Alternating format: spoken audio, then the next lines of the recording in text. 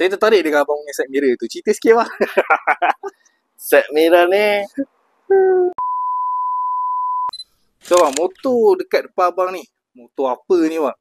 ni motor RSX 150 tahun 2022. Apa modifikasi yang abang dah buat dekat motor ni? Cover set masih kita kekal pakai ori RSX, cuma kita dah custom color biru tutun pink. Yang ni kita buat sendiri.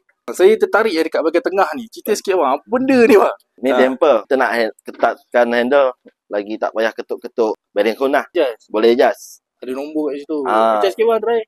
Boleh pusing. Nak ketat ke, nak ringan ke boleh. Yang ini regulator. Ini sebetulnya regulator kereta, tapi kita pakai untuk regulator minyak. Satu masuk tank minyak, satu masuk dekat throttle body. Saya tertarik dengan abang punya side mirror tu. Cerita sikit bang. Set mirror ni, kita tak tahulah nak cakap macam mana. Tapi kita cuma nak set mirror ni untuk tengok ke hadapan je, untuk tengok masa depan je. Tak payah tengok belakang. Kita dah pakai swing arm King Drag. Okay. Kaliper pun pakai Magic Boy depan belakang. Exhaust kita pakai 2835. Brand CG Pro. Yang depan kita dah custom pakai kaliper Magic Boy. Hose pun dari Indon juga. Kita main aksesori je lah. Ni tu untuk penyejuk brake.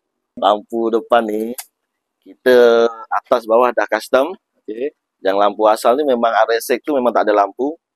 Tapi banyak customer member bang, try lah buat lampu bang, try lah buat lampu. Kita cuba buat lampu headlamp Y16. So kita custom headlamp Y16, tapi kita ambil headlamp yang lain daripada yang lain yang kita dah buat.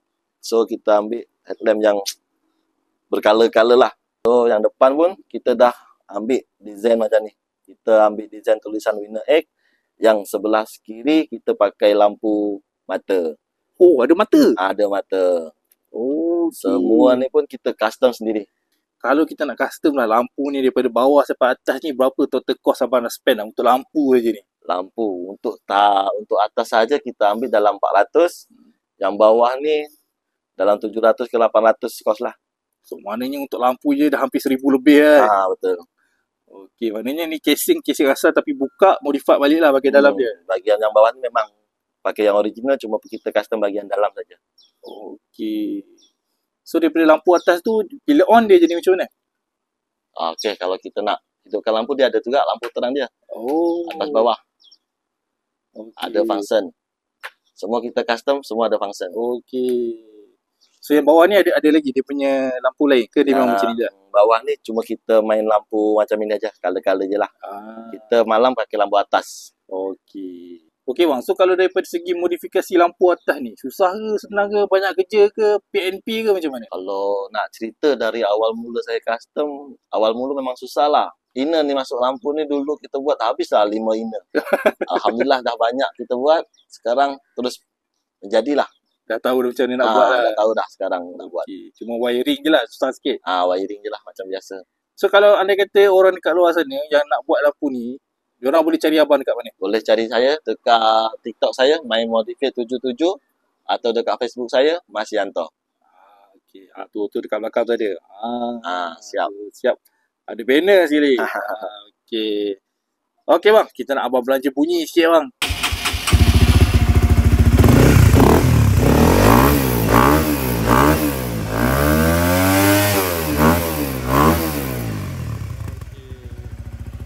Okey bang, terima kasih banyak bang. Alright.